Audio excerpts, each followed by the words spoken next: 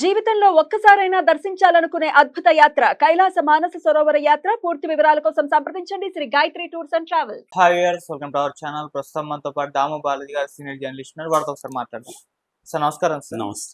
Sir, Jaganmohan Reddy గారు secret గా రాహుల్ గాంధీ గారితో భేటీ అయ్యారని చెప్పేసి ఒక వార్త వైరల్ అవుతుంది సార్. అంటే బెంగళూరులో ఇది కూడా బెంగళూరులో మన వీళ్ళు నిరసనలు చేస్తున్నారు రాహుల్ గాంధీ గారు దొంగ ఓట్లకు వ్యతిరేకంగా. సో ఆ నేపథ్యంలోనే అక్కడే ప్యాలెస్ లో ఉన్న జగన్మోహన్ రెడ్డి గారితో భేటీ ఏర్పాటు అయిందని చెప్పేసి ఒక వార్త వైరల్ అవుతుంది. మరి నిజంగా భేటీ అయ్యారా? భేటీ అయిపోతే వీళ్ళు ఏం డిస్కస్ చేసే అవకాశం ఉంది? కాంగ్రెస్ తో కలిసే అవకాశం ఏమన్నా ఉందా వైసీపీ పార్టీ అని చెప్పేసి ఒక వార్తలు సర్క్యులేట్ అవుతున్నాయి. ముఖ్యంగా దీని పట్ల షర్మిల గారు షాక్ లో ఉన్నారని చెప్పేసి అంటున్నారు. అసలు ఏం జరుగుతుంది? మరి దీనికి సంబంధించి మరి వీళ్ళు భేటీ అయ్యారా? ఏం విషయాలు డిస్కస్ చేసి ఉంటారు సార్? యాక్చువల్గా 70 నిమిషాల పాటు రాహుల్ గాంధీ ప్రెస్ సమావేశంలో మీడియా సమావేశంలో ఆయన డీటెయిల్గా పవర్ పాయింట్ ప్రజెంటేషన్ చేశాడు. అందులో ఓట్లని ఎలా చోరీ చేస్తున్నారు, ఎట్లా అక్రమాలు జరుగుతున్నాయి అని ఒక స్పెసిఫిక్ ఎగ్జాంపుల్గా బెంగళూరు సెంట్రల్ లోక్సభ నియోజకవర్గంలో ఉండే 7 అసెంబ్లీ సెగ్మెంట్లలో మహదేవ్పుర అనే అసెంబ్లీ సెగ్మెంట్ని ఆయన తీసుకొని డీటెయిల్గా వివరించాడు. ఆయన చెప్పిన ప్రధానంగా ఏంటంటే, దేశమంతా ఒకప్పుడు ఒకేసారి ఎన్నికలు జరిగేవి బ్యాలెట్ ఉన్నప్పుడు, కానీ ఇప్పుడు ఈవీఎంలు వచ్చినాక విడతలు నెలల తరబడి జరుగుతున్నాయి.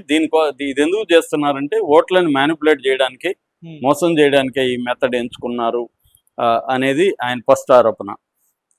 రెండోది, భారీగా ఓట్ల చోరీ జరుగుతుంది. 5 ఏళ్లలో కొత్త ఓట్ల చేరిక కంటే 5 నెలల్లో చేరిన ఓట్ల సంఖ్య ఎక్కువగా ఉన్నాయి.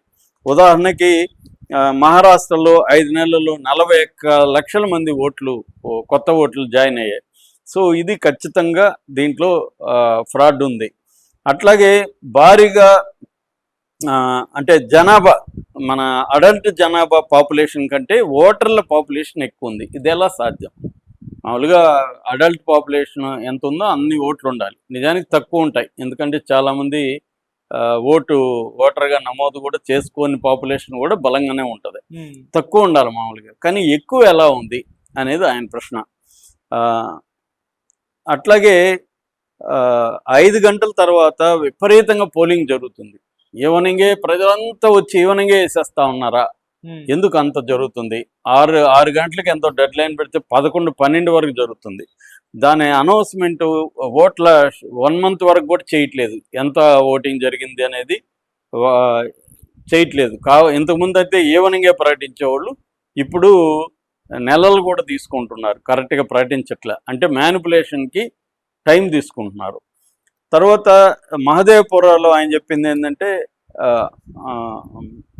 ఒకటి నకిలీ ఓటర్లు, దొంగ ఓటర్స్ ఉన్నారు. ఒకే ఓటర్ మహారాష్ట్రలో ఉంటాడు, ఉత్తరప్రదేశ్ లక్నోలో ఉంటారు, ఇక్కడ ఉంటారు. ఇలాంటి జరుగుతున్నాయి. అట్లే నకిలీ చలని చిరునామాల్లో నుంచి 0 అనే ఇంటి నెంబర్ నుంచి కూడా ఉంది. అట్లాగే ఒకే చిరునామాలో అధిక ఓట్లు ఉంటున్నాయి. ఒక రూమ్లో, సింగిల్ బెడ్రూము హౌస్లో 80 మంది ఓట్లు ఉన్నాయి. ఒక లిక్కర్ షాపులో 68 ఓట్లు ఉన్నాయి. ఇలాగా ఆయన ఎగ్జాంపుల్స్ అంతా తీసుకున్నాడు. అట్లాగే చలని ఫోటోలు పెడుతున్నారు, అవి కూడా చూపించాడు ఆయన. ఫోటోలు ఒక దాంట్లో జూమ్ ఉంటుంది, ఒక దాంట్లో బ్లర్ ఉంటుంది, ఒక దాంట్లో స్టాంప్ సైజ్ ఫోటో ఉంటుంది. ఇది ఒక స్టాండర్డ్ లేదు.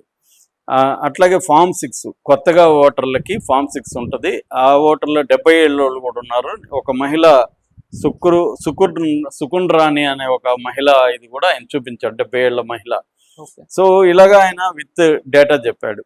అలాగే ఆయన చెప్తున్నది అంటే,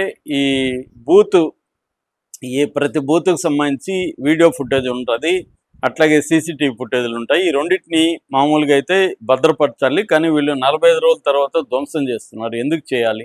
స్పేస్కి ఏమన్నా ప్రాబ్లమా? దాచిపెట్టడానికి ఏంటి సమస్య?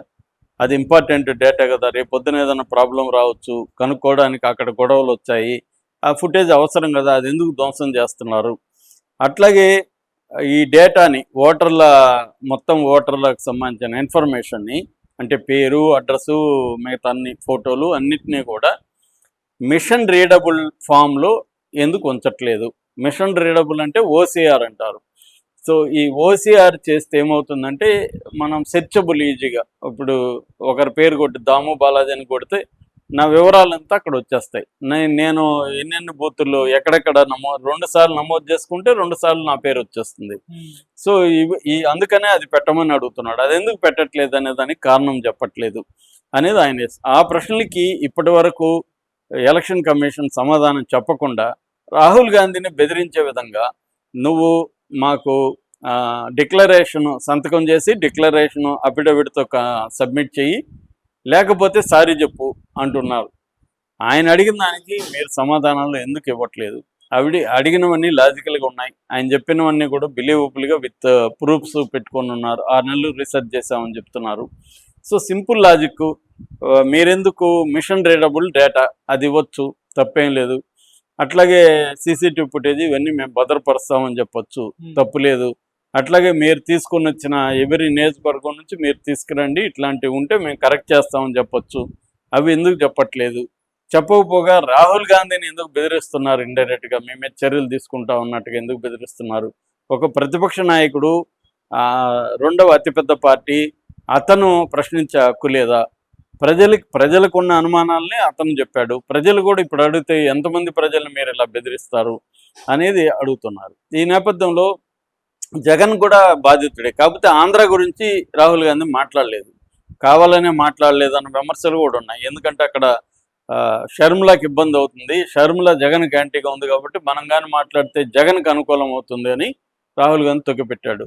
జగన్ కూడా ఈ న్యూస్ని ఫ్రంట్ పేజీలో, మామూలుగా అయితే ఫ్రంట్ పేజీలో వాడి ఇక్కడ కూడా ఇదే అన్యాయం జరిగింది అనేది వాళ్ళకి మంచి అవకాశం వైసీపీ వాళ్ళకి, కానీ అది చేయట్లేదు. వాళ్ళు చేయకుండా ఎక్కడో లోపల పేజీలు చిన్నగా వేస్తున్నారు. సో రాహుల్ గాంధీ దాన్ని పెద్ద ప్రమోట్ కూడా చేయట్లేదు. ఎందుకు అంటే ఒక ప్లాన్ ప్రకారమే జగన్ ఏం చేయంటే ఇది అండర్ కరెంట్గా చేయాలి తప్ప ఓపెన్గా చేస్తే మోడీ కోపం వస్తుంది, మోడీ కోపం వస్తే కేసులు ముందుకు వస్తాయి, కేసులు ముందుకు వస్తే నేను జైల్లోకి వెళ్ళాలి, ఎందుకు ఇదంతా అవసరమా అని. ఎందుకంటే ఇప్పుడు మోడీ కొన్ని విషయాల్లో అనుకూలంగా ఉన్నాడు జగన్కి, అందుకని చంద్రబాబు ధైర్యంగా ముందుకెళ్ళి జగన్ని అరెస్ట్ చేసే పరిస్థితి కనబడలేదు. ఇప్పుడు కానీ అది జరిగితే ఆల్రెడీ చంద్రబాబు ఇక్కడ ఎప్పుడెప్పుడు ఆవురావురం అని ఉన్నాడు, జగన్ని లోపలేసి జగన్ని సర్వనాశనం చేయాలని. మోడీ సపోర్ట్ కానీ లేకపోతే జగన్ పొలిటికల్ కానీ కెరీర్ అంతమయ్యే అవకాశం ఉంది. కాబట్టి ఇవన్నీ ఆలోచించుకొని, పైగా ఇదేమీ తేలేది కాదు, రాహుల్ గాంధీ పోరాటం తేలేది కాదు. రాహుల్ గాంధీకి ప్రజా నాయకత్వ లక్షణాలు లేవు. ఇది వాళ్ళు చెప్తున్నా ఇతను ఒక యాక్టివిస్ట్ లాగా బిహేవ్ చేస్తున్నాడు, ఒక ఎన్జిఓ లీడర్ లాగా ఉన్నాడు తప్ప ఒక ప్రజా నాయకుడిలాగా అతను మాట్లాడట్లేదు. సో అలాంటి వాడితో రేపు చేరితే, రెండోది తనని జైలుకి పంపించిందే వాళ్ళు, తన మీద కేసులు పెట్టిందే వాళ్ళు, తన మీదకి తెలిసి తన చెల్లెల్ని తీసుకొచ్చి పెట్టింది వాళ్ళు. ఆమెను కంట్రోల్ చేయకుండా అమ్మ నువ్వు పోరాడాల్సింది డబుల్ ఇంజన్ సర్కార్ మీద, జగన్ మీద కాదని వాళ్ళు ఎందుకు చెప్పట్లేదు? సో ఇవన్నీ ఉన్నప్పుడు నేనెందుకు ఓపెన్గా చేయాలి అనేది జగన్కు ఉంది. కానీ అదే ఉంటుందా? అండర్ కరెంట్గా రాహుల్ గాంధీని కలవచ్చు. ఎందుకంటే జగన్కి ఒక ప్రెజర్ మోడీ మీద బిల్డప్ చేయాలి. మనకు కానీ గుర్తుంటే జగన్ వచ్చిన కొత్త ఇక్కడ ఎన్నికలు అయిపోగానే ఢిల్లీలో పోయి జగన్ ధర్నా చేస్తే దానికి 8 మంది ఇండియా పార్టీ కూటమి పార్టీ నాయకులు అటెండ్ అయ్యారు. సో జగన్కి సపోర్ట్ చేశారు. అంటే జగన్ ప్లాన్ ఏంటంటే కాంగ్రెస్ కూటమి వైపు, అంటే ఇండియా కూటమి వైపు వెళ్ళడు, కానీ దానికి నాకు ఆప్షన్ లేకపోతే వెళ్ళడానికి సిద్ధం అన్న సిగ్నల్స్ని మోడీకి పంపించాలి. అంటే మోడీ మనం జగన్ యాంటీగా చేసుకోవద్దు, జగన్కి మనం సపోర్టింగ్ కొన్ని విషయాల్లో ఉండాలి అన్న పద్ధతిలో మోడీ ఉంటేనే జగన్ మోడీకి లొంగుంటాడు. నేను నీకు లొంగున్నా కూడా నువ్వు నాకు యాంటీగా ఉంటే నేనెందుకు నీకు లొంగుంటా, నేను అటు వెళ్తాను కదా అనేది జగన్కు ఉండే ఆప్షన్. ఎవరైనా అంతే కదా.